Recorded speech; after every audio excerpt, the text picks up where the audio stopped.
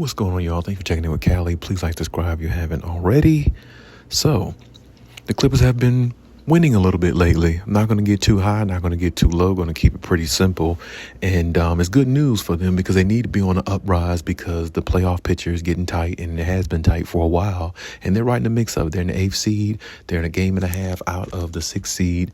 And it's going to be tough to get it from the Warriors. But the good thing is the Lakers are on the downslide, kind of, sort of. So maybe they can fall down enough to where they will fall out the picture. Maybe they have one more matchup against the Timberwolves. Maybe the Timberwolves can, lose a couple games while the Clippers win, and they can get that 6th spot while maybe the Warriors move up to the 5th. So, that would be good if it actually worked out that way. But we have to see if it does. You never know if it does. Things can happen so crazily in the NBA. I've seen so many things happen, even with this short amount of games left in the season.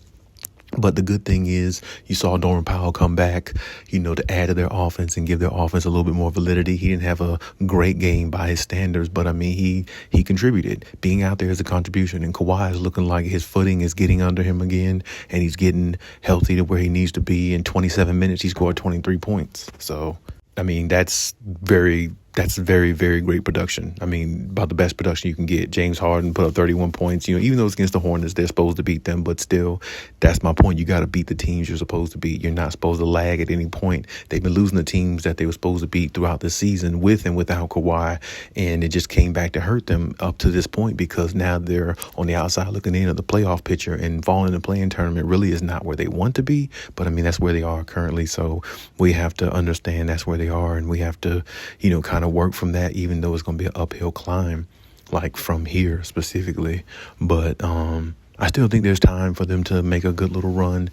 This next game they got is big, against the Cavaliers. That's going to be a huge one. If they get a win against a team like that, their confidence will shoot up through the roof even more, especially because they won 7 out of 8 games or 6 out of 7 games, I believe. And they had a good little road trip as well. So, this actually right here against Cleveland would actually, boost their confidence even more because they're beating probably the best team in the league in some people's eyes. And it's not going to be easy, of course, because Cleveland pretty much has everything. They have a bench, they have bigs, they got, a few wing guys, they got Donovan Mitchell, Darius Garland is underrated in the NBA, I think. But, they got pretty much everything. Only thing they really don't have is that playoff experience. So the only way the Clippers would ever face them in the playoffs, of course, if they made the finals. But Cleveland's a really good team. Don't get it twisted. They're a really good team. They're up there for a reason. A lot of people think they can actually beat the Celtics, which I don't think they can or will in the playoffs. But we'll have to see when that time comes. But this is a good challenge for the Clippers to see where they are and what mistakes they make and how they play against better competition. And I know, and I truly believe Kawhi is going to be ready, and hopefully everybody else will too, along with James Harden and the rest of the crew, because it's going to take those two to have big games for them to actually win this game. I'm thinking maybe probably close to 30 points apiece from James Harden and Kawhi Leonard, to really make the game, either the game is going to be really out of reach for the Clippers or in the beginning and the Clippers are going to make that run in the third quarter, or the Clippers are going to come out with a big lead in the first half, but they got to find a way to sustain it if they do, because that's been one of their Achilles heels this year. Coming out in games like this where they'll come out firing, playing well, and then they give up a lead. And the other team, when they make the run, the Clippers just can't recover. And, that's just the way it goes sometimes. But it'll be good to see the Clippers get out to a big lead, punch them in the mouth first. Of course, Cleveland going to come on a run, get on a run, take the lead maybe by 4 or 5 points. But if the Clippers have fight in them, which I know they do, to respond back, because the Clippers have good defense, that can alter some of the things that the Cleveland Cavaliers do. So, that's going to be a very good matchup. And Kawhi has been looking like somewhat of that defensive player he used to be. Of course, he's not at that elite level defensively as he was, because he doesn't focus on defense as much as he used to. But, he still is a disruptor. He still can make plays.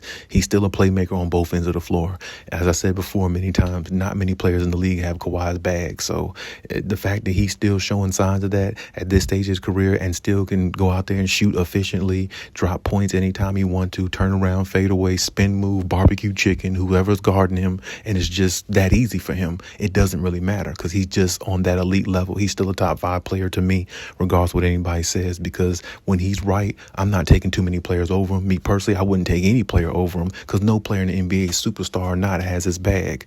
They just don't. So, I mean, he's always been a winner, and he's always proved it, whether he was in a system or not in a system, in San Antonio, outside of San Antonio. So, I mean, I can't ever deny the man. And James Harden is playing the best he's played in years. Norman Powell's played the best he's played since he's been in the NBA. So, throughout this season. So, I mean, if they really combine and click together and go out there and strike their offense upon Cleveland's offense, but also inflict their defensive pain on them as well, the way they can cause turnovers as a team, as a unit, Cleveland might have trouble. And if that's the case, if the Clippers keep building on that, they can go into the playoffs with momentum that a lot of people don't even think that they have.